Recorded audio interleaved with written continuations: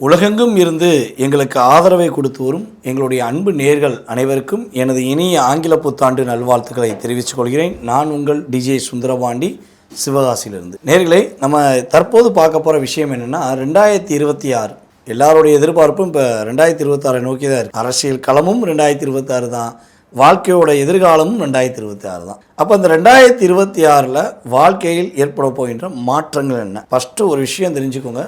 இந்த வருட கிரகங்கள் என்று சொல்லக்கூடிய சனி பகவான் மற்றும் குரு பகவான், ராகு பகவான், இவர்களை வச்சு தான் நம்ம இந்த வருட பொது பலன் எடுப்போம். ஆனால் இந்த வட்டம் பார்த்திங்கன்னா சனி பகவான் அவர் மீன ராசியிலே அப்படியே அமர்ந்திருக்கிற போகிறார். குரு பகவான் பார்த்திங்கன்னா 2026 ஆரம்பத்தில் மிதுன ராசியில் இருப்பார். குரு பெயர்ச்சி என்பது பார்த்திங்கன்னா ஜூன் மாதம் ஸ்டார்டிங்கில் வரும். அதற்கு பிறகு குரு பகவான் அக்டோபர் எண்டுக்கு அப்புறம் அதிசாரமாக சிம்ம ராசிக்குள்ள நுழைவார்.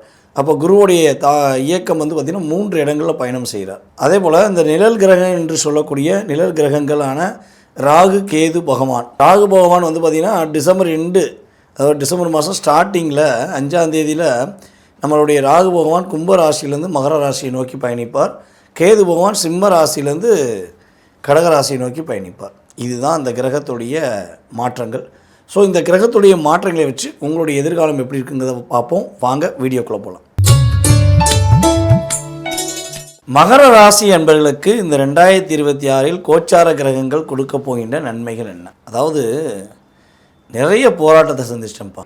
நிறைய இடத்துல உண்மையாக நேர்மையாக இருந்து பல விஷயங்களை தன்னை அர்ப்பணித்து என்னை மதிப்பே கொடுக்காமல் என்னை தள்ளிவிட்டாங்க அப்படிங்கிற வார்த்தையை யார் உபயோகப்படுத்த வந்தால் மகர ராசிக்காக தான். சிறு வயதுலேருந்தே போராடிக்கிறீங்க. 15 வயசு, 18 வயசு, 13 வயசுலேருந்தே தன்னுடைய வாழ்க்கையோட அனுபவ பாடங்களை கற்றுக்கொண்ட நபர்கள் தான் நம்மளுடைய மகர ராசிக்காரங்க. நிறைய பிரச்சனையை சந்திச்சிருப்பீங்க. உங்கள் கூட இருந்த உறவுகள் எல்லாருமே உங்களை எப்படிலாம் பயன்படுத்தினாங்கன்னு சொல்லி முடியாது. இந்த வீடியோவில் இன்னும் 2 வீடியோ பேசணும் போயிட்டே இருக்கும். அந்த அளவுக்கு நீங்கள் டிப்ரெஷன் இருக்கீங்க. ஸோ இந்த மன அழுத்தம், இந்த போராட்டம், இந்த 7.5 வருஷமாக பட்ட ஒரு கஷ்டம், இப்போ நடந்துக்கிருக்க இந்த சனி பகவானுடைய 3ஆம் இடத்துடைய செயல்பாடு எல்லாமே நிறைய பிரச்சனை இருக்குது. அப்போ இவ்வளோ பிரச்சனைகளையும் சிறு வயதுலேருந்து போராடி நிம்மதியை தேடிக்கிட்டு இருக்கோம். 1 வருஷம் நிம்மதியாக இருந்தால் 3 வருஷம் கஷ்டப்படுறோம்.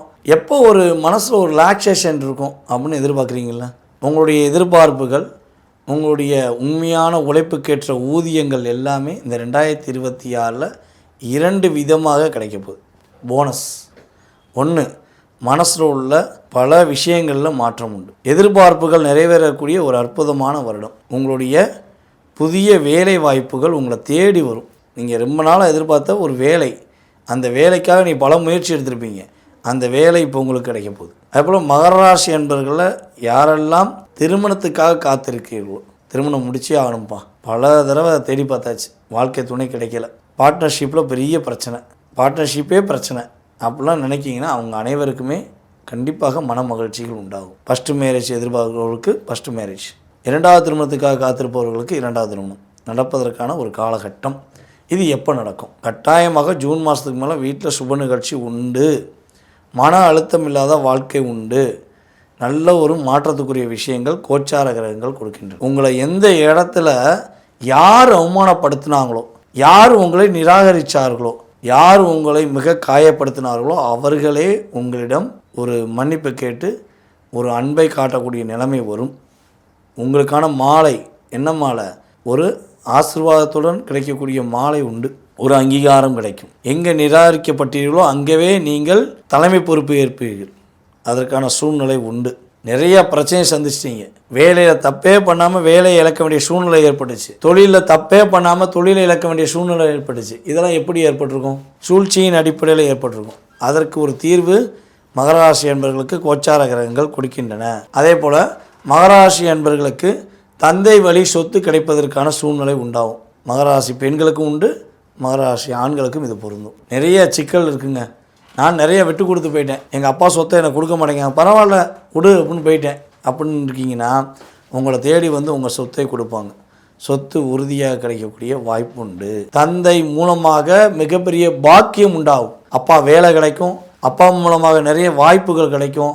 அப்பாவே உலகம் என்று சொல்லக்கூடிய ஒரு வாய்ப்பு உண்டாகும். என் அப்பா போல் உண்டா அப்படின்னு மகராசிக்காரங்க ரியாலிட்டியாக சொல்லக்கூடிய காலகட்டம் தான் இந்த காலகட்டம். எதிர்பார்த்த அத்தனை விதமான விஷயங்களிலும் ஏற்றம் உண்டு, மாற்றம் உண்டு. ஃபஸ்ட்டு மன மகிழ்ச்சி உண்டு, மன நிம்மதி உண்டு. இதுதான் நீங்கள் எதிர்பார்க்குறது. பணம் எதிர்பார்க்க மாட்டீங்க, அது எதிர்பார்க்க எனக்கு ஃபஸ்ட்டு மனசில் ரிலாக்ஸேஷன் வேணுங்க, உண்மையான உறவு வேணுங்க.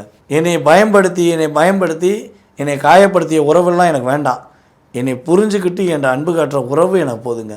என்னுடைய உழைப்புக்கேற்ற ஊதியம் போதுங்க. இதை தான் நீங்கள் எதிர்பார்க்குறீங்க. அது கண்டிப்பாக இந்த 2026 கோச்சார கிரகங்கள் உறுதியாக கொடுக்கும். வெளிநாட்டு யோகம் உண்டு.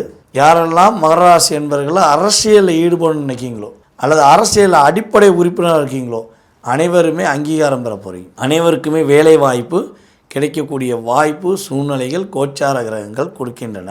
சரி, இவ்வளோ நன்மை கிடைக்குது சார், எதிர்பார்த்த நல்ல விஷயங்கள்லாம் நடக்க போஞ்சுக்கிட்டீங்க, நான் என்ன விஷயத்தில் கவனமாக இருக்குன்னு சொல்லியிருங்க அப்படின்னா, கிட்டத்தட்ட மகர ராசி அன்பர்கள் ஜூன் மாதம் வரையும் முயற்சிகளில் சின்ன சின்ன தடைகள் இருந்தாலும் அதில் பொறுமையாக இருங்க. முயற்சிகள்லாம் வெற்றியாகக்கூடிய வாய்ப்பு ஜூன் மாதத்துக்கு மேலே உண்டு நம்ம சொன்னோம்.